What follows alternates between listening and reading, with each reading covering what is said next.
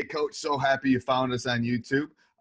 Let me know if you have any questions. Leave a comment down below. Check out up above or subscribe over there. If you're looking for greater depth, make sure you check out teachhoops.com for coaches who want to get better. 14-day free trial. It is a group of coaches, every resource you'd ever want. If you're looking to see how to run the read and react, how to run a 3-2 zone, it's there for you. One-on-one calls with me, office hours, you name it, it's there. Go check it out. 14-day free trial. Enjoy the video. It is. It's a great world we live in. All right. Sorry I couldn't get earlier. We had late practice. We don't have school right now, so we had late practice. And good. Thank you for taking the time. No, I feel bad. I feel bad. Usually I try to do them like early mornings on Sundays and stuff for people that aren't like 8 hours difference. But yeah, I think it's 6 hours for me because you're in the center of America, right? Yeah. I'm in. Yeah. Okay, so shoot away. I watched a little bit of your tape that you sent me, but I couldn't. You didn't tell me which team you were.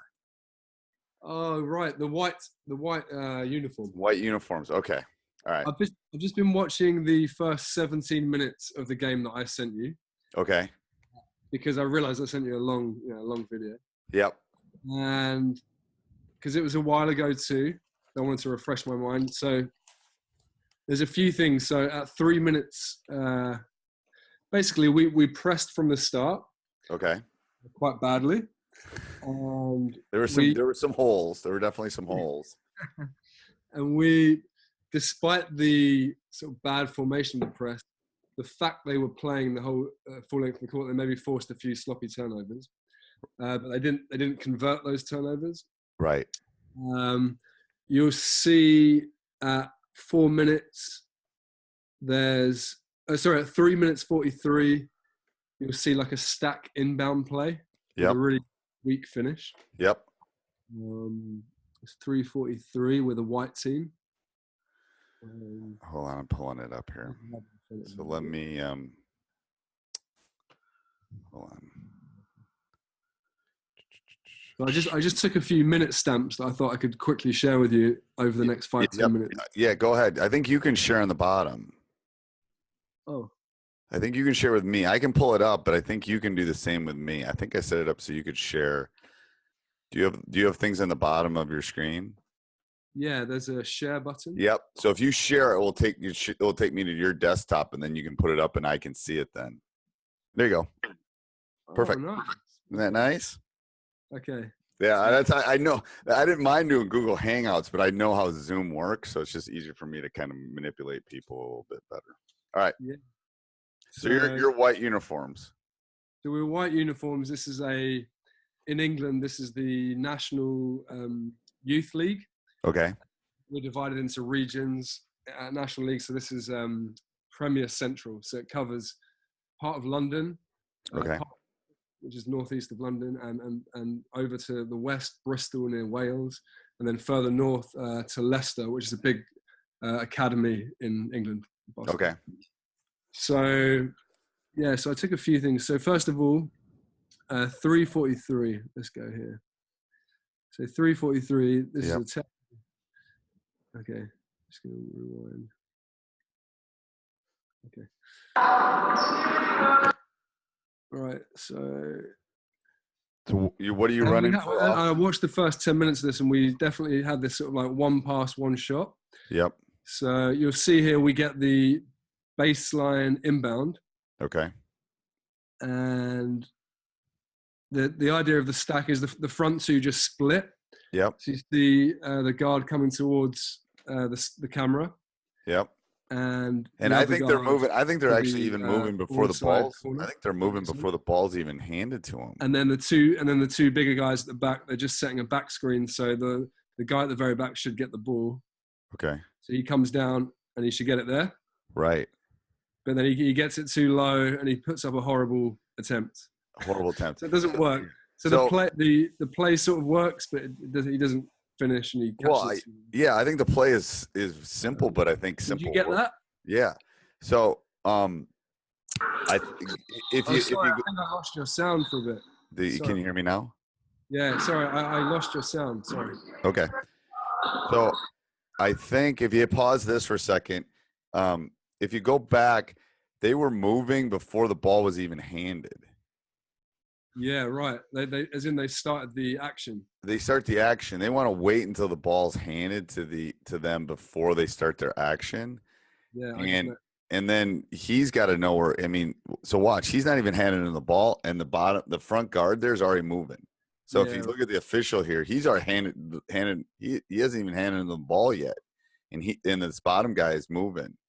Um, yeah, right. yeah. So those guys weren't even. I mean, they did suck their defenders out, but. Yeah, And then this, I mean, you got to know where you are. That he's got a jump stop. I'd rather have him shoot a 2-footer than, he's never going to make this shot ever. I mean, no. yeah. So this out of bounds play is all about timing. So I would do it in practice with no defenders, Okay. and just you be the official and say, okay, ready, go. So that you get, because this is really a timing play. Because if these two can shoot, they're going to suck them out, and then basically you're playing 2-on-2 at that point. One of those guys should be open if they're in man, for sure. Yeah. This is man. Yeah. Yeah. I'm just taking notes on my phone as well. That's okay. So that's helpful. Yeah, I can send you this too. So that's So these are just a few little things. So 349. Yep. We had quite a lot of turnovers ourselves. Here's one of them. Oh wait, that's not it. Hold on. No. Oh, sorry. That's us. That's us getting a turnover. Yep. Yeah. So you turn them over. We turn them over, and then for 4 minutes they attempt a sideline stack, which is another thing they've worked on. Yep. And the idea, I don't think they get this right. The idea is that number 15, can you see my arrow? I can. This guy would screen for this guy. Okay. He'd dive to the basket. Yep. And then one of these, I think he fakes away, and then this guy screens for him, and basically he gives the ball. And then basically this guy, so the two screeners open up for the basket. This guy here dives to the basket. Yep. I'll just play and see what they do. Hold on. Yeah, it doesn't really. So I would show them that there's no. I mean, if it's an interchange, that's fine, but there's no contact there at all. If they're supposed to be screening, there's no contact. So don't assume that they can they know what to. Don't assume that they know how to screen at all. Yeah. Like here's how you can't here's how you set the screen. Here's how you come off the screen. Yeah. So don't assume that they can, because otherwise it's just going to be interchanges like that, because they'll always take the shortcut. Yeah. If you go to, so here it is again at 11:04, and that's really good advice, because it looks like they're just moving into position rather than screening. Right. The problem is, and I've noticed this at all levels, they start being robots. Hit pause for a second. They start being robots because coach told me I had to go from here to here, and that's all they're trying to do. And it's like, I'd rather have 3 of you setting good screens, so at least we can get open, because when we play better teams, if we do interchange, we're never going to get the ball in. Yeah. Okay. So on this one, they've lined up not in the ideal spot because the guards are in the middle, but 15, the nearest guy here, right? He's between this guy who's hidden by number 13 blue. Yep. See if they do that. Yeah, I mean, like you said, he already moves. Right.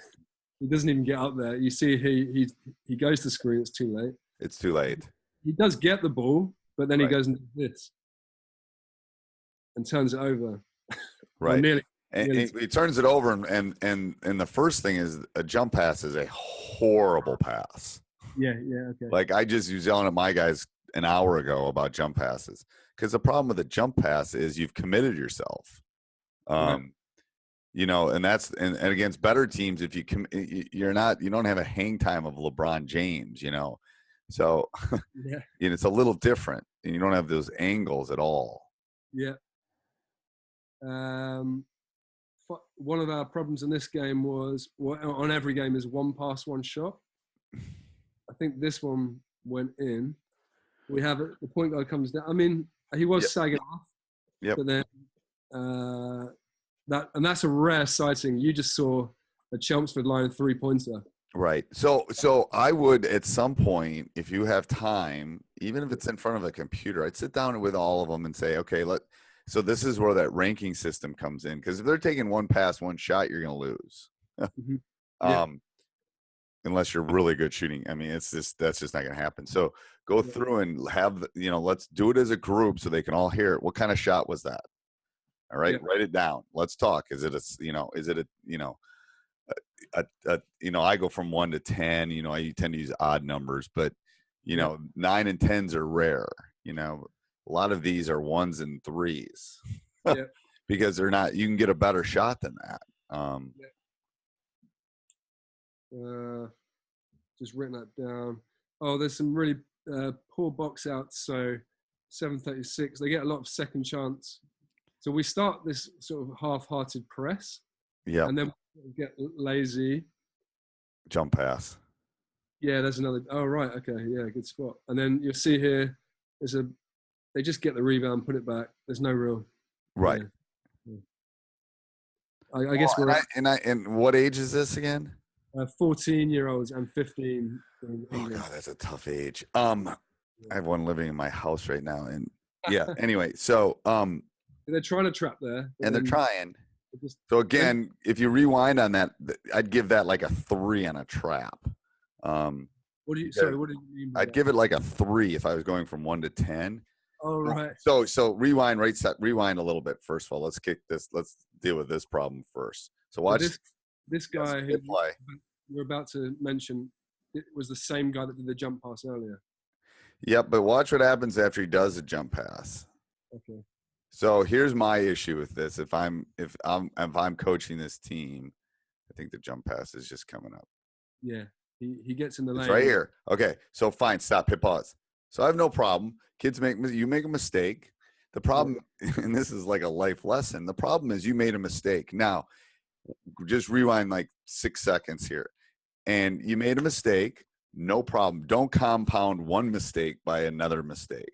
Like, don't compound going out to the pub or the bar and drinking too much and then getting in a car. So he makes a mistake. Now watch everything that happens after he makes this mistake. So he throws it. Now watch him. Oh, right. Head. Yeah, I'm done. He's not even part of the team. It takes him 4 seconds to recover to get back down. My object with this, and I point this out to my players. My point is, okay, you're the last one down the court and you just made a mistake. I understand I'm not mad about the mistake. I'm mad about the reaction to the mistake. right. So you made the mistake. You should be the first. You should be sprinting down, trying to help your teammates at that point. And that was their first. That's 7 minutes 29, and that was their first bucket because we'd create a lot of turnovers, but we couldn't score. Right. That was quite significant. And you just basically gave them life. Then it's like we played a team a couple weeks ago, and it's like we were so much better, and we were down at half, and it's like I told them, I said, because you gave them opportunities, you gave them life. Don't give them life. You have to defensively, you have to do that much. So that's fine. I mean, he's a 14-year-old, whatever. He made a mistake, but then sprint down and let's not compound it by making a second mistake. I also thought he had the lane. Yeah, he might have the lane if he jump stops too. He might even have a little floater at that point. Because he gets in, he gets here. He gets here. Jump stop. Right. Jump stop, peek at the basket, jump stop, peek, and then go. Yeah. But and here's what I would do, especially because you're dealing with a 14, 15-year-old. I go, okay, here's the issue. You had a lane.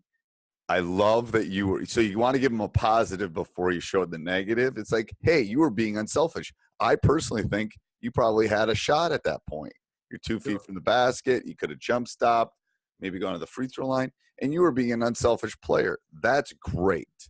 I like that. I don't like the jump pass, but I love that you were looking for your teammate. But, and then but, watch what happens after you make the mistake. And then, because then they'll hear you. If you give them that little positive, then they'll hear the negative afterwards. Yeah. I guess I could bring my laptop to practice and just sit on the bench with some players. Yeah. I think it's good. And the thing is, if you have you maybe pull this kid over and you show him 2 positives and then you show him this one. Right. And you have it labeled, you've watched it and you go, okay, I can do this in 3 minutes. I'm going to show you a couple of clips, 248, 862. And so you have it on a piece of paper. I used to do that before I, could do the editing and all that kind of stuff. And then I would just pull them over and I'd have it all queued up for them. Boom, boom, boom. And I'd show them. And then you can pull the next kid over.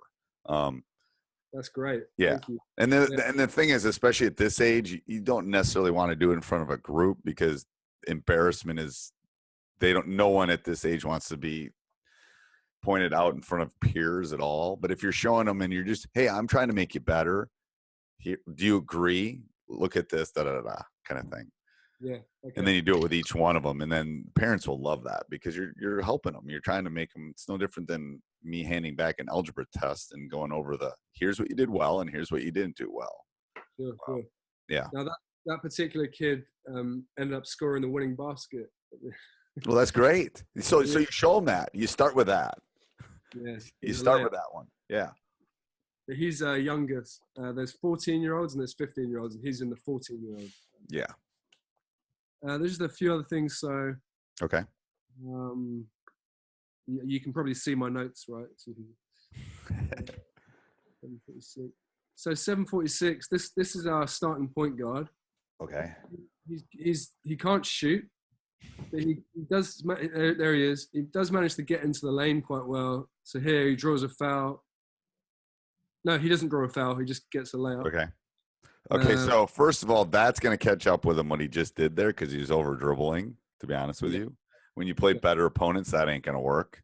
That Shamgog, all that stuff isn't going to work when you play better players. So he's a better ball handler than they are defenders at this point. So it works. He can't shoot. You said he can't shoot. That's great. But does he look at the basket to shoot? Right. That's the key is so the other team doesn't know that he can't shoot. Right. So even though he's running the offense, he should always look like he's going to shoot. Because especially if he's a good ball handler, he's got to make them come out on him. He's got to be a threat. So you just keep reiterating, hey, look at the basket, shot fake, peek, look at the rim. Even though he can't, maybe you definitely want to do that because then he can go around. I mean, he could hit a three. It's just right. Not really, yeah. Most of these kids could. Yeah, my dad's 85. He could hit a three too. It could happen. I think I've seen one. That's good advice. So I remember we had a game in December where he was attacking really well and getting to the line. Yep. So they switched to a 2-3 zone, and he just had nothing. He had nothing. Right, but they don't know that. I mean, maybe they do, but not all of them do. And all it takes is for him to hit one jumper, and they're going to come out on him, and then he's going to have space to create what he needs to create. Right. Okay. And then again, you'll see they're half-heartedly trying to press. He's scored. Right. They've all turned their backs, and then he tries to show him to the side. And then the wing here, sort of coming up with him. Yeah, he puts his hand up. So go back to that. Rewind like 12 seconds. So I'd give this trap like I said a 3 or 4. So go to the trap. So they need to realize that the trap is for their teammates. So he's jumping. As soon as he jumps, that's exactly what I want to do if someone's trapping me, because as soon as you're airborne, I'm going to go around you, pass around you. Yeah. So you can find tape, but you're going to, when you press, it's not stealing the ball on the trap. Most of the kids think we're trapping, I'm going to get the ball. No, you're going to trap and the other guys are going to get the ball. Because it's on the steal is where most of the turnovers come when you're trapping. So your objective is to make his pass as hard as possible, so your other 3 teammates can read lanes and eyes and where guys are cutting, and try to get the steal at that point. Because that guy only has 3 lanes to pass, right? He got just trap past half court, so he can pass. This official ain't hustling too much, but anyway. He can pass sideline, he can pass to the middle, or he can pass back. He can't go behind him at this point, right? So the trap area is really good. So the 3 defenders have to take those 3 lanes away. make him pass it. You know, he can't throw that to the bottom, you know, bottom part of the court. It's not going to work. Yeah, and I think because I usually teach, and maybe tell me if this is right, that they should have two trapping, two intercepting, and one sort of protecting / intercepting. I don't know what you think about that. So say that again. So on the 1-2-1-1 or whatever, if it's a man, whatever, when they trap in those corners, like you said, you then have two sort of intercepting, so like trying to like in the passing lane deny them. I'd have three. I'd have one on the baseline, one in the middle, and one on the sideline, or one toward the middle of half court. So it's a 3-prong thing, right? So if I'm getting here, hold on. The 3 intercepting. Yeah, hold on. So if I'm so we're here. I'm going to do this real fast. I don't have my drawer out, but I'm trapping here, right? So I'm trapping in half court. I want to take this spot away. I want to take this spot away, and I want to take this spot away. There's always, that's why people trap in the corners, and that's why they trap because basically there's 3 angles. You have to take those away. If you get a good trap here where I'm circling, they can't see anything. They can't see anything else. I can't see what you're... You can't see it? No. I don't know why am I not? Hold on. Maybe you have to unstop your share. Oh, yeah. I can see it now. You can see it now. Okay. So it gets past half court. So the X is the guy with the ball, and the 2 circles are the guys trapping. Should be the other way around. But so you always want to take 3 lanes away. So anything over in this, you know, in here or in here or in here, anywhere over in those spots is not a problem if you get a good trap because they won't see it. Okay. So you always want to take 3 angles away. If you're trapping, go for it, is my opinion. If you're only putting 2 guys in a safety, you're really not trapping. You'll get some turnovers, but if you want to go at them, and it's the same in the other corner. If I go, you know, if I trap, and again, I don't have my drawer out, so these drawings aren't very good. But if I trap down here with these 2 guys, then what are the 3 things I got to take 3 angles away? That angle, and that angle. That's all. Right. Those are the 3 intercepting angles. Make them throw the lobby pass all the way to the other side. Right. Okay. So I always talk about angles because these are the guys that are going to get the steals at that point. So you don't think you need a protector? I don't. If you're going to go. Yeah, go. I think that would help us a lot, actually. Yeah, that's here. You can share the screen back again. That's the issue with you got to talk to them about. This is why we're doing it. Again, you're dealing with 14 and 15-year-olds. You got to feed on their egos a little bit. We're trapping. You guys are going to get layups. You know, you got to give them something. We're doing this, so you get this. So play on their egos, play on their, hate to say it, but you almost have to play on their selfishness a little bit. Like, hey, we're trapping. That means you get layups. We win, you know, kind of thing. But that trap was just, you know, as soon as he's jumping, it's like, don't jump. Just get those feet intertwined. Good trap, get high hands, and let your friends are the ones that are going to get the steals. Yeah. And then you might get a layup because they're going to get the steal, and then you're right there at the trap. You get the sprint to the other end. Right. Okay. That's the eagerness of like, it's the excitement of it, I guess. They think they're going to steal the ball. Right. And most of the time they're going to get fouls rather than the steal. Yeah. There was 17. So at this point, I think I called a timeout, but there's 2 subs have come on. Okay.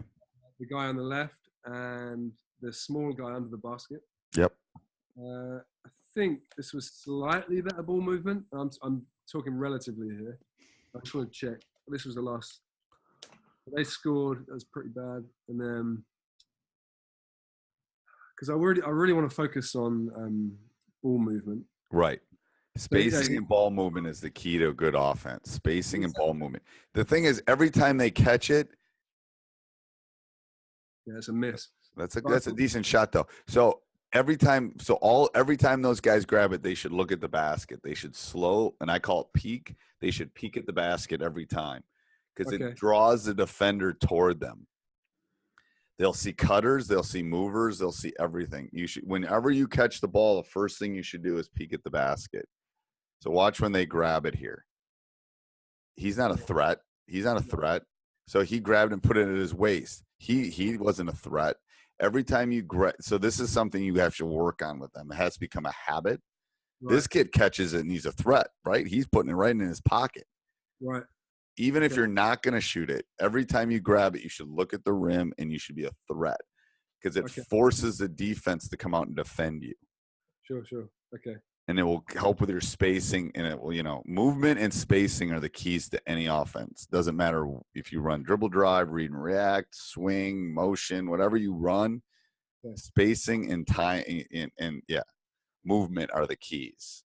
If you're not moving, you're easy to defend, and if you don't have spacing, again, you are easy to defend. Right. Okay, and then the game they go on this huge run. I can't. Okay, so what did you do to try to stop the run? What did I do to stop the run? I think I made some changes to personnel. Personnel, yep. What else? What did I do? I would have changed. So the way you stop runs is there's a couple ways. Personnel is perfect. Second thing is you change what you're doing offensively and or defensively. Okay. Third thing is you want to get to the free throw line and stop shooting 3-pointers and jumpers. Okay. So you want to the way you stop runs is you got to score. So we refer to it. You can either do it stop, score, stop, or score, stop, score. I tend to use it to stop, score, stop. If you do that 3 or 4 times, you'll stop any run. Right? If you stop them and you score and you stop them, do that a couple times, you're going to run. So you're making it like snack size for the boys to remember. But if you go back and look at the run, my guess is you did some things defensively and you probably took some shots that were suspect or long ones. Right. You probably weren't shooting a lot of free throws. So you stop runs by changing things offensively, defensively, personnel, or by attacking the rim and getting to the free throw line. Getting easy baskets at the rim is how you stop runs. Okay. Yeah, so when you go back and watch that stretch, ask yourself, I change personnel? Could I have changed our defense? Could I have gone from a man to a 2-3 or something? Or, could we have done something where I got my little point guard dribbling the basket so he goes to the free throw line? Our 2-3 is really bad. It's probably the worst I've ever seen because despite whatever I say, they fall back. They become really inactive. They sag. Sorry about that. Can you hear me? Oh, yes. I was just saying, I've tried 2-3. I've taught the 2-3 how I believe it should be taught, and I've studied up on it. And I try and trap on the block, right, and in the corner, and then everyone shifts over.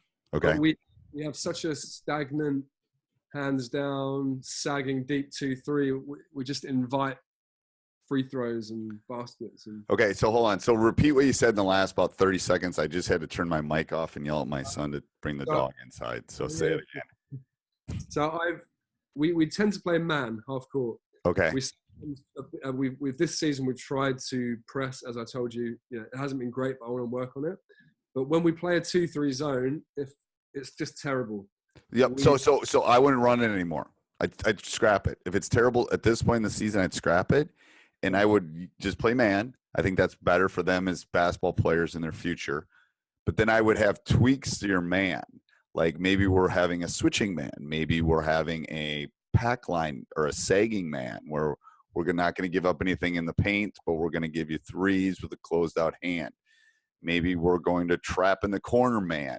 So I would tank if you don't have enough time to teach them the 2-3 probably. So I'd tank it. That's fine. Man's our foundation, but then I would tweak off of that man. So again, going back to stopping those runs, maybe we go from switching man to non-switching man or whatever it is. I don't know your personnel well enough, but that's what I would simplify in that stretch. And even run man in the full court, don't worry about a zone press. Worry about man press. We'll just run and jump. We'll run and take angles away. So I would simplify at this point, because you're halfway through your season, probably. That's what I would do. Yeah, we are. They've also run a 1-3-1, and the reason for that is I didn't want to overcomplicate it. It's because a team beat us with a 1-3-1, and so I wanted to teach them how to attack it. Yep. So therefore, they were playing defense as well. Yep. So that's a great thing. We did that yesterday and the day before too. We're playing a team tomorrow. Some of the stuff they do, it's like, all right, well, we'll put that. We have to work on it anyway. So that's a good thing. 1-3-1's an easy one. The only problem with 1-3-1 is rebounding a little bit sometimes. And on a 1-3-1, how do you deal with rebounding? Do you have everyone? Everybody. Yeah. Because you tend to have a small guy in the bottom. So you're going to. Hey, Coach, super excited you decided to join us on our YouTube channel. If you have any questions or leave a comment down below, make sure you subscribe. And make sure you go over and check out teachhoops.com for coaches who want to get better. It's a great resource, mentoring, everything you would ever want to become a better basketball coach. So go check it out and enjoy the video. Need those wings to go to the boards hard. Yeah, so we do the 1-3-1, and we have tried that a few times, and it's created when we need something like a bit of energy. Yep. It just mixes it up, and we do just like a soft trap on the wings, and then a more significant trap in the corners. So I trap in the corner. Then you trap in the corner with here. So stop your share for a second. Yeah. There you go. All right. Again, I apologize for my drawings, but I don't have my thing out. Because I was literally running in the door from practice. So the easiest thing, so the drops on a 1-3-1 are super easy initially. Let's do this one. And do you go the half court or 3 I do it. We do it both. We extend it, but anyway, let me draw it down here. So if you do it in the half court's probably the easiest. I tend to put my point guard on the bottom. I tend to put my athletic wing up here. Let's put 3. I always put my 5 in the middle, and then 2 and 4. So, so the way it works is you wanted to trap in the corner, you said? Yeah, and we sometimes sort of set a soft trap in the wing as well. In the wing. So what I do is I tell 2 and 3. I let 3 decide when we're going to trap high, and he yells go, and then he'll just go. But anyway, when the ball is on this side, 4 should be sinking. When the ball is on this side, when the ball is on 4's side, then 2 is sinking. But anyway, so if I let me get rid of that. So he's going to the weak side elbow. Is that what you're saying? So five's wing. 1 works baseline to baseline. Yeah. Yep. 5 works a triangle from low block to where he is right there, but he must front. So let's say the ball is, let me put where most people run a 2-1-2. Okay. So let's say the X on top has the ball. Let's say X1 has the ball and passes it to X3. Mm-hmm. So 2 and 1 are going to trap. Okay. Yeah. 5 isn't responsible for the low block because that's where 3 wants to pass it. So 5 has to front there. 3 sits in the elbow. Yeah. And 4 is down as low. I was yelling at one of my guys today. Low is the lowest. So he's got to guard 2 guys. So he's got to get low because it's easier to see people in front of you than behind you. So he's X. Yeah. What? He can't be higher than the weak side X. Yes, the one right here, this one. Yep. So he's just got to get low, and then he's got to read the pass that 3 will probably make is opposite high. So he's just got to read that window, but he's got to. So as the ball is on this side, 4 is sinking. If the ball is over here with X2, then 2 is sinking. So 2 is kind of on this back and forth, and same as 4 is. 5 just has this little triangle right here. That's all 5 has to do. 1 has this baseline, and 3 is the kid that's just kind of he's your steal kid. I tell him take high post and then Yeah. read eyes, because if 3 can't pass to the low block, then 3 is going to look to pass it back out to 1, and this Right. is the one you're going to step in and get the steal. Yeah. Yeah. So I have a men's team in the local rec sort of local league. Yep. And they play a 1-3-1, and the guy at the top, he gets so many fast break buckets. Right. He's a really quick, athletic guy, and he's off. Yep, and it's super athletic, kid that anticipates, kid that would run secondary in a like American football. Yes, it's but I tell him to don't go for the steal right away. Sit at the elbow and watch. You got to watch. Okay, that's really helpful. I've screen grabbed there. Okay. Yeah, thank you. And then one of the hardest things to teach English players is because you teach them the zone, and then you realize they've got to leave their zone depending on where the ball is, which confuses. If that makes sense. So right. That's why I'd stick with the man. I'd teach them the man principles, teach them the help side. That's the easiest way to go, I think. Okay. And then, so that was it for the video, really. I mean, I had a few questions. Okay, go ahead. If you've got any more time. Yeah, absolutely. You're the one that's up late. Shoot, I haven't even eaten dinner yet. Oh, sorry. No, it's only 5 o'clock. The dogs have eaten, but I haven't eaten. It's only 5 o'clock. It's not even close to dinner time. Fish tacos tonight. Yeah. So I don't know if you can see my screen. No, I see their basketball screen. Yes. Oh, right. So you're not actually seeing my desktop screen. No. So you can close this out. Okay. Now, if you share, you should be able to share your desktop. Oh. So if you hit share, there's going to be little boxes of different things. There you go. Yep. Oh, yeah. So these are some things I was just jotting down. Okay. In the last minutes. So it's like I said in my emails, I'm still new to the game. I've been doing this for 3 or 4 years. Yep. And I love it. I read every train journey to work. I'm obviously joining the Teach Hoops thing. Yep. And meeting other professional teams, and so a lot of this is new to me. I'm trying to be the best I can, but things like timeout strategy. Okay.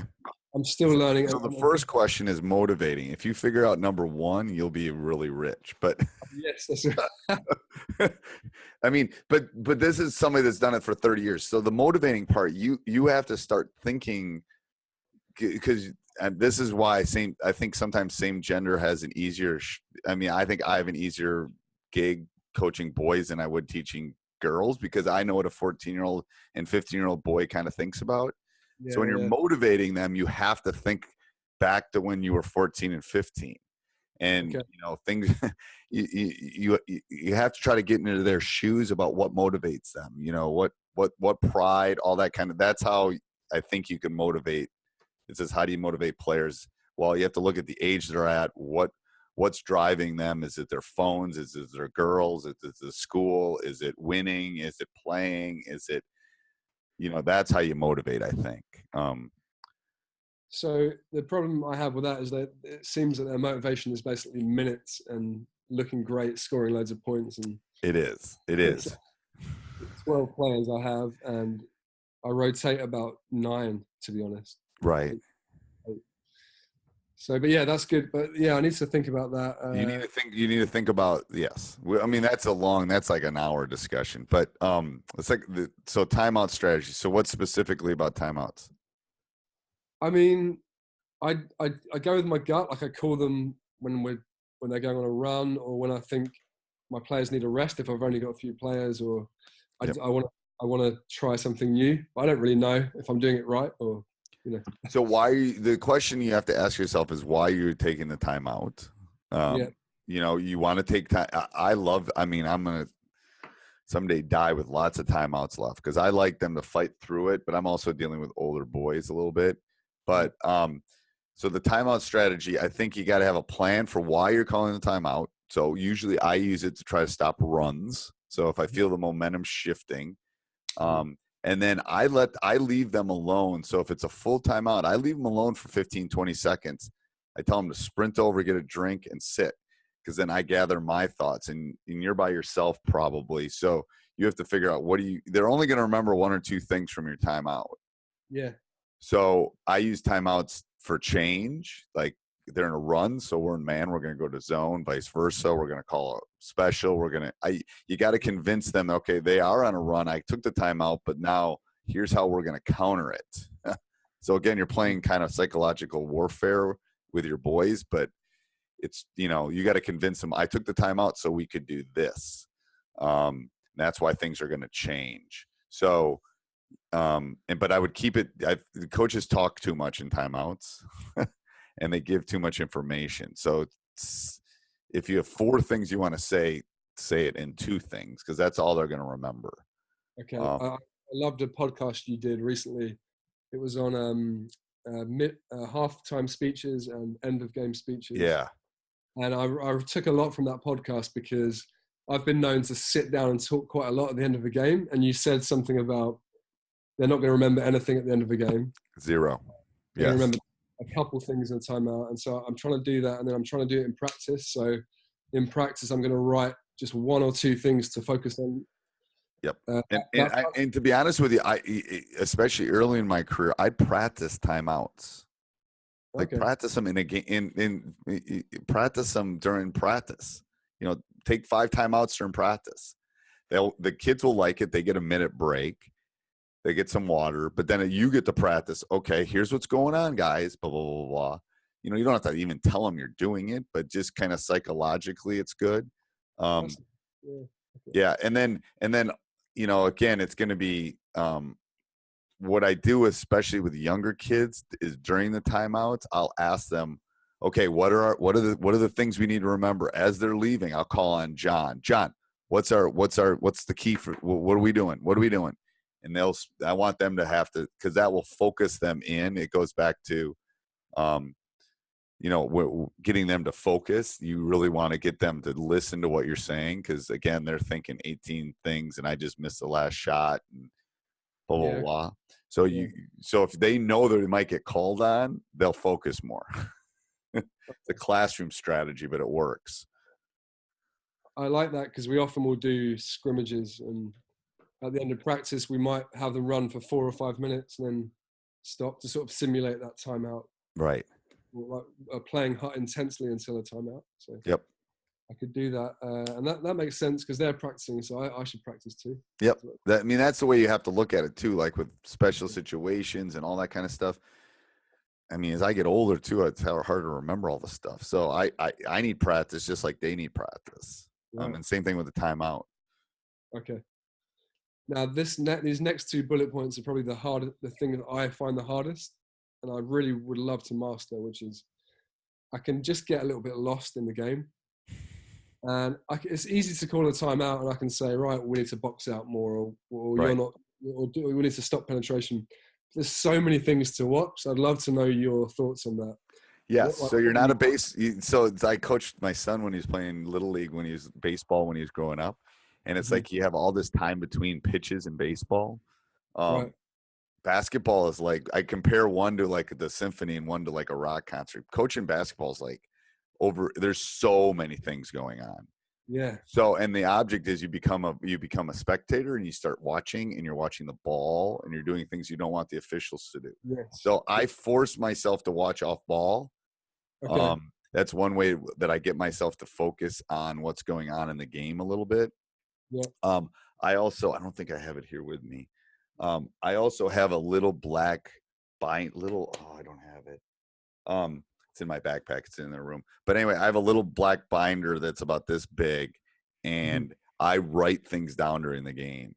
Sometimes I have an assistant do it. It's just a little thing that sits in the back of my Oh, I've lost you. Oh. Hold on. You lost me because I'm yelling at my son. Hold on 1 second.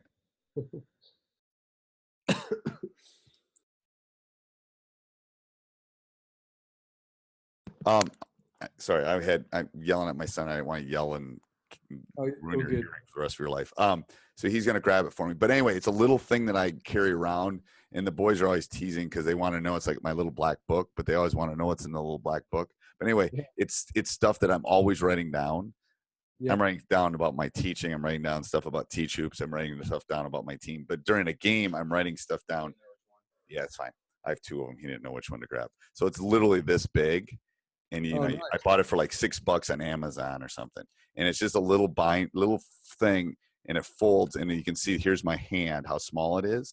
Yeah, And I'm okay. literally, there's a pen, I stick a pen, and that refocuses me like, hey, I need to remember this. I need to remember this. So it's kind of that, like, get out of the game mode, get into the coaching mode. Okay. Something that's worked for me, but you kind of, that and forcing myself to watch off ball refocuses. Otherwise you become a fan and you're just watching too many things. So you got to play around with that during practice too. Like what can refocus you on what you need to do. Like this is my old one and this is my new one. So this one's, but anyway, and that then gives you material for the timeouts. And it does, well, it gives me material for the timeout. It gives me material for halftime. It also gives me, it's my retro. Like I'll go back and look, I'll label it and I'll go back and look and go, oh crud, we weren't doing that, or, that kind of stuff. Are you watching defense, individual matchups, offense, body language? I personally, when we're on offense, I'm watching defense. When we're on defense, I'm watching their offense, to be honest. I try to watch opposite of what we're doing. So you watch the opponent's defense? I do. I'm watching our stuff, but if you're not running our offense, then you're probably not on the floor. Okay. So, but I'm also dealing with higher end kids. I'm older kids, so it's a little bit different. So what I have found, the way that, especially early in my career, that I was able to deal with this is, and it's the reason I don't go to our like university games anymore, because I'm not really watching the game. I'm watching stuff because I trained myself to do that. So it's really hard for me to sit down and watch a game. You can't enjoy the NBA. And enjoy it. It really is. Once our season's over and the NCAA or the college in the US starts, I can do it because I'm done with my season, and then I can kind of shift. But if I'm either watching tape, I'm watching something like, I'm watching your game. I'm not really watching the game. I'm watching everybody. That's why I'm yelling stuff at you when we're doing it.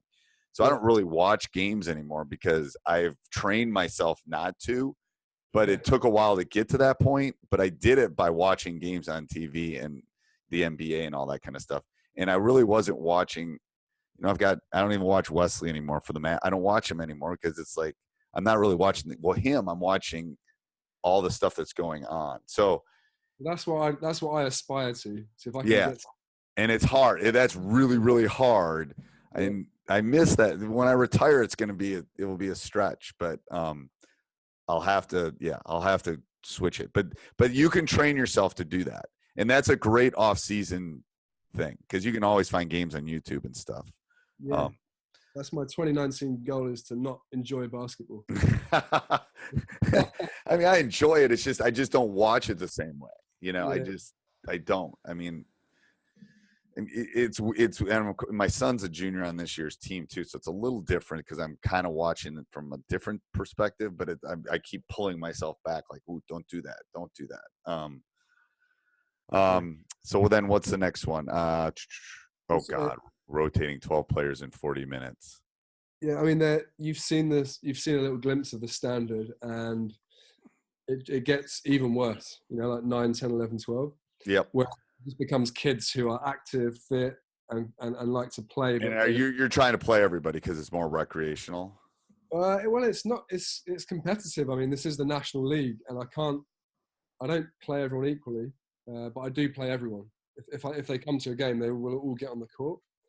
And their parents are all opposite, you'll see, and it's just like difficult because you get, it's my first season coaching at this level, and I'll get comments from parents, and they're quite positive towards me, but you just get these, you just know they're watching every minute that their son sits on the bench, and so it's difficult. Yes. So so you can't be rational with an irrational person. That's the first thing. Parents aren't rational. They love their kids. So you have to do what you think's best. That's the first thing. So your skin will get thicker. Trust me, as you get older, it will get thicker. Yeah. But it's a good thing. I mean, it's something I fought early on because you don't do this because you don't love kids and you want them all to be successful. But you run a talented and gifted program for basketball players. Just remember that. So especially with 12, 11, 10, Mhm. I would try to put 4 of your top group in with them. If you're trying to get them some reps, if you're trying to get them a couple minutes. And I always use the analogy, if you put LeBron James, Kevin Durant, Steph Curry, and Wesley on the court, I could go out on that court with the 4 of them and look okay. You know what I'm saying? Yeah, I heard you're a baller, so that's different. Yeah. In the old days I could play. I could shoot for sure. But anyway, so in a 40-minute game, that's the way, especially with those bottom 3, 12, 11, 10. I would try to get them in with your top 4 or 5. So that would be the first thing. And then the next thing would be, the losing thing is going to take care of itself, but you got to think about the game as one of the key points: the beginning of the first half, the second end of the first half, beginning of the second half, and the end of the second half. So those are the points where you need your top guys in there. Could you repeat that? Could you repeat that? Yeah, hold on one second.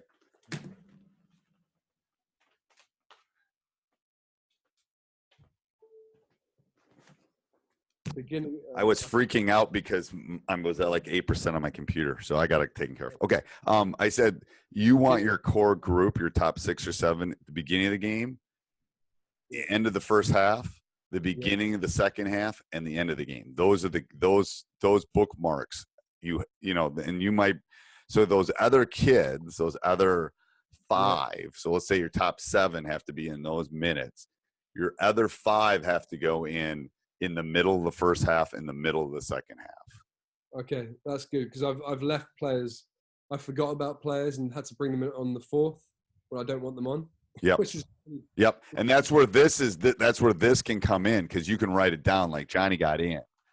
Right. You can even like write them in before the game and go, okay, this kid got in. This kid. So you can kind of it's a self reminder to yourself. Yeah. Okay. Yeah, there's just this is helpful. Yeah, there's just so many things to watch. I like the idea that you watch the opposite of the, like the defense. And that's going to feel really weird. Go grab a game tomorrow and do it. It will feel really weird. Okay, I might just do it tonight. Oh no, it's quite late. Yeah, I might do it. Because obviously for us Brits, the NBA is on from midnight till 4 a.m. Oh God, I never thought of that. So for the fans of basketball in our country, we don't get a lot of sleep. Oh yeah, I never thought of that.